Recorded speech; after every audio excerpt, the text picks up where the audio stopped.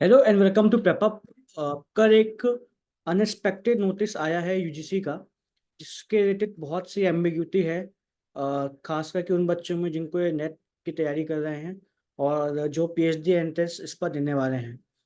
अभी तक क्या हो रहा था कि जो पीएचडी आपका एंट्रेंस हो रहे थे वो होते थे आपके depend upon the entrance examinations of the institution जहाँ पे आप चाहते थे आपको पीएचडी करनी है। फॉर एग्जांपल अगर आपको जेएनयू से करना है तो जेएनयू ई अलग से होता था। आईआईटी में IIT collect through through GATE भी होते थे।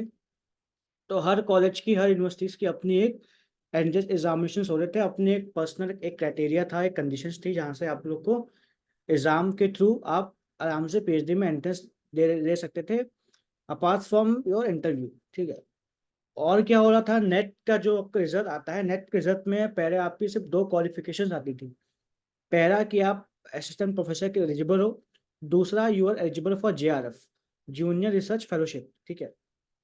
अब क्या किया है, कल एक नोटिस ने पूरा एक जो कॉन्सेप्ट था पीएचडी एंट्रेंस का और नेट का जो पेपर का जो एलिजिबिलिटी थी उसको पूरा चेंज कर दिया है।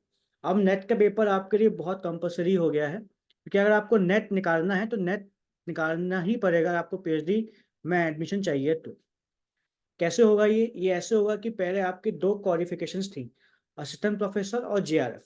अगर आपके नेट में अच्छे मार्क्स हैं तो आप असिस्टेंट प्रोफेसर बन सकते हो, नेट आपको क्वालिफाई हो जाएगा। और आपके बहुत अच्छे मार्क्स हैं तो आपको जेआरएफ भी क्वालिफाई हो जाएगा और आपको स्टाइपेंड जो मिलती है जेआरएफ के थ्रू वो भी आपको मिल सकती है। अब क्या है, अब एक तीन कैटेगरी बना दी जाएगी, जिसमें क्या होगा कि अगर आपके बहुत अच्छे मार्क्स हैं तो आपका जेआरएफ भी क्वालिफाई होगा, आप असिस्टेंट प्रोफेसर के लिए क्वालिफाई होगे और आप पीएचडी एंट्रेंस के लिए भी क्वालिफाई हो जाओगे। अगर आप पे थोड़े से नीचे मार्क्स हैं तो आप असिस्टेंट प्रोफेसर और पीएचडी के लिए एलिजिबल हो, और आपके एकदम बॉटम मार्क्स हैं तो आप पीएचडी एंट्रेंस के लिए एलिजिबल होगे, और वहीं आप नेट और असिस्टेंट प्रोफेसर के लिए आप इन एलिजिबल हो जाओगे। मतलब अब नेट का पेपर आपकी तीन एलिजिबिलिटीज को टेस्ट करेगा। पहला होगा आपका पीएचडी, स्टार्टिंग फ्रॉम पीएचडी, फिर assistant professor and then for JRF. ठीक है। तो अगर आपको पीएचडी करनी है तो आपको अब नेट में अच्छा स्कोर लाना पड़ेगा, क्योंकि आप अच्छे नेट्स के थ्रू ही आप अच्छी यूनिवर्सिटीज और सेंट्रल यूनिवर्सिटीज में जा पाओगे, अच्छे इंस्टीट्यूशंस में जा पाओगे। और फिर आपका नेट का स्कोर ये डिसाइड होगा कि आप पीएचडी के साथ साथ असिस्टेंट प्रोफेसर और जेआरएफ भी क्वालिफाई कर पाओगे कि नहीं कर पाओगे। तो अब नेट का जो पेपर है वो एक तरीके से हर बच्चे के लिए जिसको पीएचडी करना है वो उनके कंपलसरी हो गया। पहले क्या था कि अगर आपका नेट क्वालिफाई है या पीएचडी क्वालिफाई है, दोनों में से कोई एक होनी चाहिए थी for to become an assistant professor. लेकिन पिछली साल एक नोटिस आया था जहां पे आप नेट क्वालिफाई से असिस्टेंट प्रोफेसर बन सकते थे, आपको पीएचडी कंपल्सन नहीं था। ठीक है। तो अभी तक क्या चला था, कल से पहले क्या चला था, ये चला था कि आप नेट या स्लैश आप पीएचडी होना चाहिए for becoming an assistant professor. लेकिन अब क्या है, अब आपको पीएचडी ही आपको नेट के बेसिस पे मिलेगी, तो आपको जो पीएचडी का रास्ता है वो नेट के थ्रू ही जाएगा। और सबसे अच्छी बात ये है, दूसरा, जहाँ पे इंटरव्यूज होंगे वहाँ पे 70% आपका वेटेज होगा आपका इतने एग्जामिनेशन का, एंड 30% आपका वेटेज होने वाला है आपका इंटरव्यू का। ठीक है।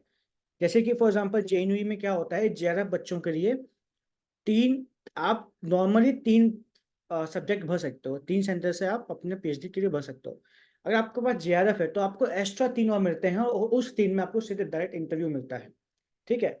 तो क्या है कि अगर आपके पास जेआरएफ है तो आप जिस भी सेंटर में जिस भी पोर्टफोलियो में आपको पीएचडी करनी है वहां पे आप सीधे इंटरव्यूज में जा सकते हो, आपको एंट्रेंस एग्जामिनेशन देने की कोई भी वैलिडिटी नहीं होगी। तो अभी भी जेआरएफ बच्चों के लिए यहाँ पे एक अच्छा सा सुनहरा मौका है, वो हमेशा ग्रीन पे रहेंगे। दिक्कत होगी उन बच्चों के लिए जो असिस्टेंट प्रोफेसर के लिए क्वालिफाई हुए हैं और जो सिर्फ पीएचडी के क्वालिफाई हुए हैं। ठीक है। तो अब तीन क्वालिफिकेशन बन गई है तो उन बच्चों को इंटरव्यू भी देना पड़ेगा, साथ साथ एंट्रेंस भी देना पड़ेगा। ठीक है। तो आपको 70% अब आपका बेसिस होगा, आपका जो भी नेट स्कोर आएगा, जो आपका नेट स्कोर आएगा इसके बेसिस पे होगा। इसके अलावा 30% आपके इंटरव्यू बेसिस पे होगा। एक और बहुत बड़ी बात है कि ये जो आपका नेट स्कोर होगा ये आपका एक साल के लिए ही वैलिड होने वाला है। मतलब जो कैटेगरी 2 और कैटेगरी 3 में होगा, means eligibility for assistant professor and eligibility for PhD, ये जो वैलिडिटी होगा ये आपका सिर्फ एक साल में ही होने वाला है। अब बहुत से बच्चों के अंदर डाउट होंगे कि मैं फॉर एग्जांपल जिनका असिस्टेंट प्रोफेसर निकला है और वो पीएचडी नहीं करना चाहते हैं, वो सीधे असिस्टेंट प्रोफेसर बनना चाहते हैं, तो क्या उनका भी स्कोर एक साल के लिए वैलिड रहेगा? इसका अभी बहुत सी जगह बहुत से एम्बिग्यूटी अभी भी इस नोटिस में है, जहाँ पे यूजीसी को क्लैरिफाई करना है।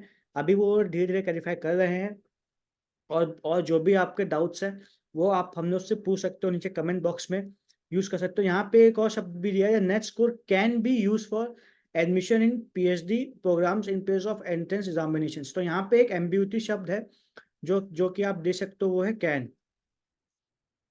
जस्ट अ सेकेंड, वो है आपका कैन बी।